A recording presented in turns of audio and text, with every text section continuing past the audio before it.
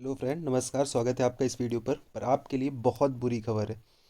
सबसे बड़ी बुरी खबर ये है कि एज पर टेलीफोनिक कॉल जो आयोग में लगाया गया था, आज UP triple S C JE जो 2016 का एग्ज़ाम हुआ है, उसकी आंसर की के लिए कि भाई आंसर की कब अपलोड कर रहे हैं, आंसर की आएगी कि नहीं आएगी, क्या हो रहा है उस एग्ज़ाम से रिलेटेड। और प्लस उसके बाद पूछा गया 2018 एग्ज़ाम के बारे में कि एग्ज़ाम होगा कि नहीं होगा, क्योंकि जिस तरह से कोविड केसेस बढ़ रहे हैं तो इट्स वेरी डिफ़िकल्ट।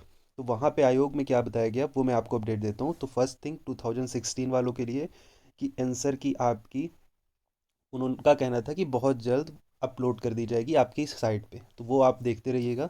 और सेकंड, ठीक है, 2018 के लिए उन्होंने कहा कि एग्ज़ाम अभी कैंसिल नहीं हुआ है, बट आप ये मानो कि 98% श्योर हैं कि आपका एग्ज़ाम पोस्टपोन्ड हो जाएगा बिकॉज ऑफ कोविड। क्योंकि कोविड के केसेस आप देख ही रहे हैं, जैसे अभी महाराष्ट्र में मोर देन 10,000 एक दिन में केस मिले हैं।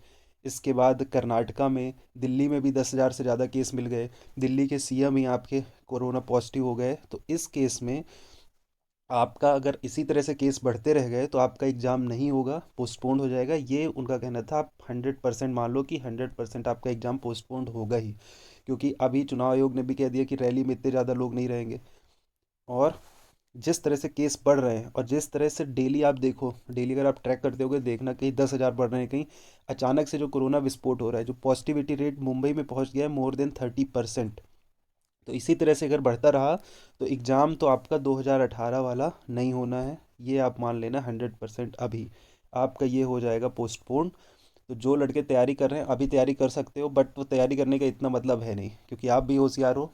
केस आप देख ही रहे हो, इस तरह में करा पाएगा कि नहीं करा पाएगा, और चांसेस है कि नहीं करा पाए। बट आप अभी आप अपनी तैयारी बंद मत करना, अभी तैयारी जारी रखो 30 तारीख तक, कि 30 को अगर एग्ज़ाम होता है तब आप एग्ज़ाम दे सको।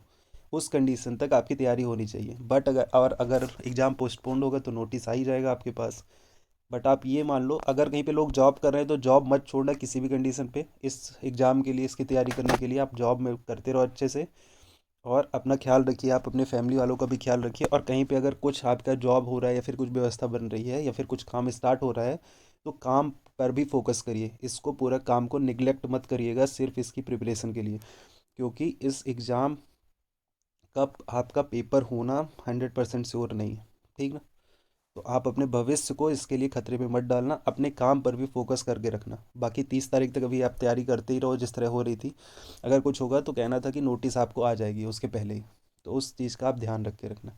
यही थी 2 अपडेट। है तो बहुत बुरी न्यूज़, पर अभी आप तैयारी कर सकते हो 30 तक, जब तक नोटिस नहीं आती है।